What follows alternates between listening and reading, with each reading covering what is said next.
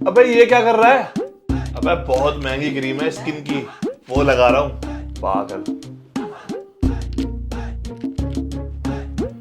अब बालों में क्या हो गया तेरे? अबे भाई बहुत महंगा सिरम मंगाया है, बाल मजबूत हो जाएंगे। हाँ हाँ कर। अबे अब क्यों परेशान हो रहा है? अबे भाई यार जिम में डेथ हो रही है, वो भी हार्ट अटैक से। कुछ प्रोडक्ट मंगा देता हूँ इसके लिए भी, इसका कुछ नहीं होगा। नमस्कार दोस्तों, जय हिंद। मेरा नाम है रूबल दंगड़। आप देख रहे हैं health is wealth YouTube channel. दोस्तों बहुत सारे लोग बहुत महंगे महंगे प्रोडक्ट तो खरीद कर लाते हैं, लेकिन उनसे कोई फायदा नहीं होता है। तो आज की वीडियो में मैं बताने वाला हूं आपको सिर्फ एक कैप्सूल, जिसे लेने से आपको ढेर सारे फायदे मिलेंगे आपकी डेली रूटीन में। जी हाँ, मैं बात कर रहा हूँ विटामिन ई की। तो आज की वीडियो में हम बात करेंगे विटामिन ई के बारे में। तो इसको हम 3 पॉइंट में डिवाइड करेंगे। नंबर 1, विटामिन ई से होने वाले फायदे। नंबर 2, विटामिन ई सप्लीमेंट इसको नहीं लेना चाहिए। और पॉइंट नंबर 3 कि इसको लेने का तरीका और डोज क्या होनी चाहिए। देखिए, डेली लाइफ में जो हम रेगुलर बेसिस पे फल और सब्जियां खाते हैं, उनसे हमें काफी हद तक विटामिन और मिनरल्स मिलते हैं, जो कि हमारी डेली हेल्थ के लिए जरूरी भी है। लेकिन कई बार इन सब चीजों को खाने के बावजूद भी हमारे शरीर में विटामिन ई की कमी हो जाती है, जिसके लिए हम यूज करते हैं विटामिन ई सप्लीमेंट या कैप्सूल। मार्केट में वैसे बहुत सारे लोगों ने वीडियोस बनाई होगी और बताए होंगे इसके बेनिफिट, लेकिन डेली लाइफ में मैंने इसे यूज किया है और इसके इफेक्ट मुझे बहुत इंप्रेसिव भी लगे। चलो ज्यादा टाइम वेस्ट नहीं करते हैं और बात करते हैं विटामिन ई कैप्सूल के बेनिफिट्स की। नंबर 1, हार्ट की जो नसें हैं वो बिल्कुल खुल जाती है। आजकल आमतौर पे भी ये देखा जा रहा है कि हार्ट अटैक बहुत बढ़ रहे हैं। इवन जो फिटनेस फैटर्निटी है, जिम में भी बहुत सारी हार्ट अटैक से डेथ हो रही है। दिल की बड़ी बीमारी का कारण नसों में जमा होने वाला कोलेस्ट्रॉल भी है। इसके अलावा high blood pressure, high triglyceride भी खतरा बढ़ाते हैं। एक शोध की माने तो ओमेगा 3 सप्लीमेंट के साथ विटामिन ई लेने से हाई ब्लड प्रेशर कम होता है, हाई ट्राइग्लिसराइड का खतरा भी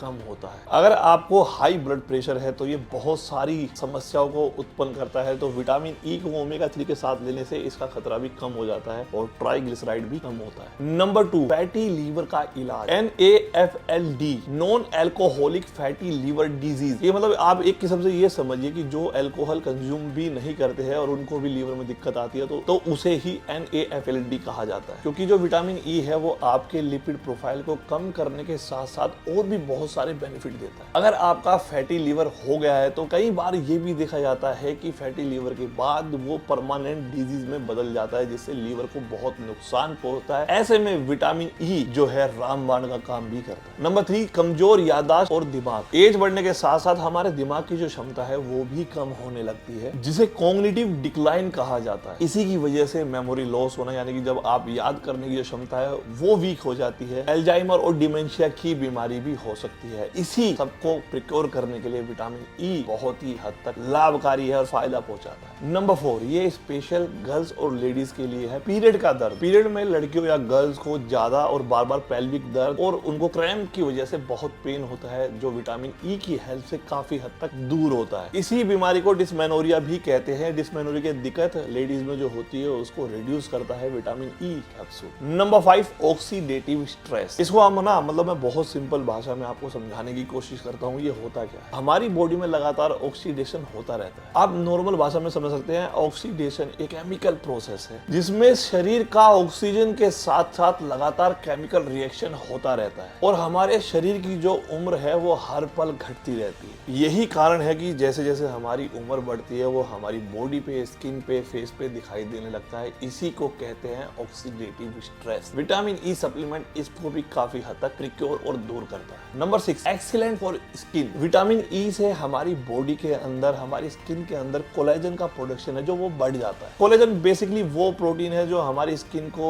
इलास्टिसिटी देता है, स्किन को टाइट बनाता है। और विटामिन ई स्किन के साथ साथ हेयर के लिए भी बहुत बेनिफिशियरी होता है। Number 7, good for bones and joint. जैसे जैसे हमारी एज बढ़ने लगती है, हमारी वहीं पे समस्याएं बहुत बढ़ जाती हैं। स्पेशली जो हमारी बोन्स होती हैं और हमारे जॉइंट्स होते हैं, उनकी जो पावर है वो रिड्यूस रिड्यूस होती चली जाती है। बोन्स और जॉइंट्स को हेल्प करने के साथ साथ विटामिन ई इम्यूनिटी में भी हेल्प करता है, जिसकी वजह से जो बुजुर्ग होते हैं वो बहुत बार बार बीमार होते हैं, वो विटामिन ई सप्लीमेंट लेने से उनकी बीमारी में, उनको बार बार बीमार होने में भी कम करता है। नंबर 8 बहुत ही इंपॉर्टेंट है लंग्स। लंग्स क्या हो रहा है ना, आजकल बहुत पोल्यूशन है और स्पेशली दिल्ली तो पूरी दुनिया में सबसे ज्यादा पोल्यूटेड हो चुकी है, जिसकी वजह से हमारी जो लंग्स है उनकी पावर है वो रिड्यूस होती जा रही है। ऐसे में विटामिन ई जो है वो इम्यूनिटी देता है और उसे पावर देता है, लंग्स को उनकी कैपेसिटी को बढ़ाता है, पावर को बढ़ाता है, जिससे हम अच्छे से सांस ले पाते हैं, अच्छे से रह पाते हैं। लंग्स की प्रॉब्लम से ही आपने आज के जो प्रदूषण हो रहा है उसी की वजह से अस्थमा बढ़ रहा है, खांसी, बीमारियां बढ़ती जा रही है, जिसमें लंग्स की कैपेसिटी भी हो जाती है। ऐसे में विटामिन ई लेने से लंग्स को पावर मिलती है, इम्यूनिटी मिलती है। Number 9 infertility. मेंस में भी और वुमेन्स में भी आजकल इनफर्टिलिटी बहुत देखी जाती है। ऐसे में विटामिन ई लेने से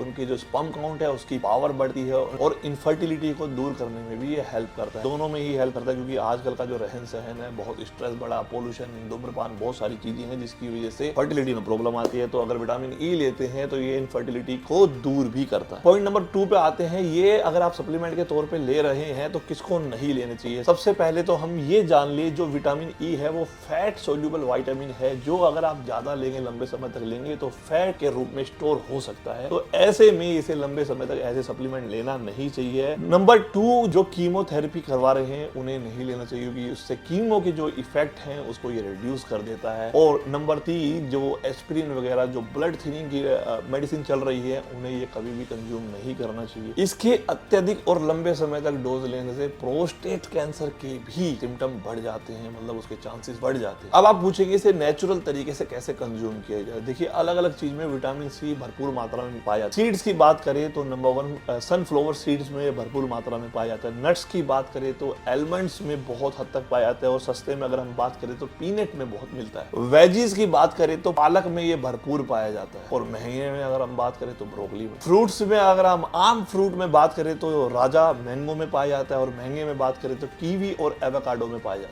डोज की मैं बात कर रहा था, रिकमेंडेड डोजेस जो हैं, जो WHO के अकॉर्डिंग है, वो 15 mg तक ले सकते हैं 14 साल से 15 साल से ऊपर की उम्र के लड़का या लड़की भी। लेकिन अगर आप सप्लीमेंट के तौर पे यूज कर रहे हैं तो मार्केट में इसका जो कैप्सूल है वो 200 mg, 400 mg और 800 mg में अवेलेबल है। तो मैं ये कहूंगा अपने एक्सपीरियंस से, वैसे तो अगर आप डॉक्टर की सलाह ले तो वो बहुत बेटर है, प्रिस्क्राइब करने में अच्छा रहेगा। लेकिन मैंने इसकी जो डोजेज ली है वो 3 महीने तक मैं लेता था 200 mg से लेके 400 mg का कैप्सूल, जो मेडिकल स्टोर पे इजीली अवेलेबल हो जाता है। तो ये सारे बेनिफिट वो देता है। एक्सेस अमाउंट में कोई भी चीज नुकसान देती है, जैसे कि मैंने पहले कहा कि फैट सोल्यूबल विटामिन है, तो इसे लंबे समय तक आप नहीं कंज्यूम कर सकते एज ए सप्लीमेंट। नेचुरल तरीके से फ्रूट के, वेजीज के, नट्स के तरीके से आप इसे कंज्यूम कर सकते हैं। तो ये थी आज की वीडियो चमत्कारी गुणों के साथ विटामिन ई के ऊपर। उम्मीद करूंगा आपको ये वीडियो अच्छी लगी होगी। अच्छी लगी है तो एक लाइक और वीडियो का शेयर और नीचे कमेंट जरूर बनता है। चैनल पे नए आए हैं तो सब्सक्राइब कीजिए, क्योंकि हेल्थ ही हमारी असली